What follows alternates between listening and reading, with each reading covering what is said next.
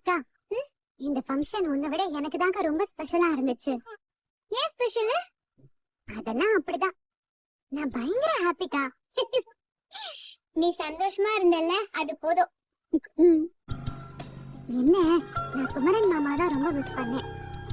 அவர் மட்டும் இருந்திருந்தா இன்னும் ஜாலியா இருந்திருக்கும். கரெக்ட் தாண்டி. ஆனா மாமா தான் வெளிநாட்டுக்கு போயிருக்காரே. நீ என்னக்கா அமைதியாவே இருக்க? அவரை பத்தி பேசி என்ன ஆக போகுது? நம்ம வருத்தப்பட்டா அவர் இங்க வந்து நிக்கவா போறாரு? பூ முடிக்கிற ஃபங்க்ஷன்னா இது சாதாரணமா இருக்கும்னு நினைச்சேன்.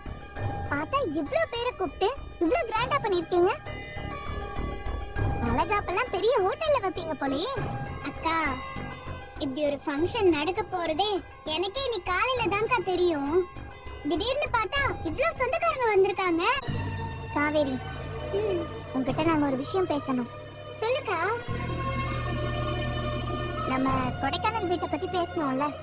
ஆமா, நம்ம தான் ஹோம் ஸ்டே ஆரம்பிக்கலாம்னு பேசணுமே. அதெல்லாம் வேலைக்கு ஆகாதுடி. அந்த வீட்டை விக்கிறதா சரின்னு நாங்க முடிவு பண்ணிட்டோம். முடிவு பண்ணிட்டீங்களா? நான் தான் அன்னைக்கே அதெல்லாம் முடியாதுன்னு சொல்லிட்டேன்ல. அது அப்பாவோட வீடு, நம்ம எல்லாரும் வளர்ந்த வீடு. அதையே விக்கணும்னு சொல்லிட்டு இருக்கீங்க. எங்க எல்லாருக்குமே பண தேவை இருக்குடி. நாங்களாம் கஷ்டப்பட்டாலும் பரவாயில்ல, உனக்கு அந்த சொத்தை பாதுகாக்கிறதா முக்கியமோ? இல்ல, உனக்கு என்னக்கா பணம் தேவை இருக்கு? எனக்கு புரியல. எனக்கு என்ன தேவையா? அவ்வளவுதாண்டி நீ என்ன புரிஞ்சுக்கிட்டதே. என்கிட்ட பணம் மட்டும் இருந்திருந்தா குமரன் மாமா ஏன் இப்படி வெளிநாட்டுக்கு போய் கஷ்டப்பட போறாரு? வீட்டை விக்கிறதுக்கு உனக்கு சம்மதமா? அக்கா, எனக்கும் பணம் வேணும்க்கா.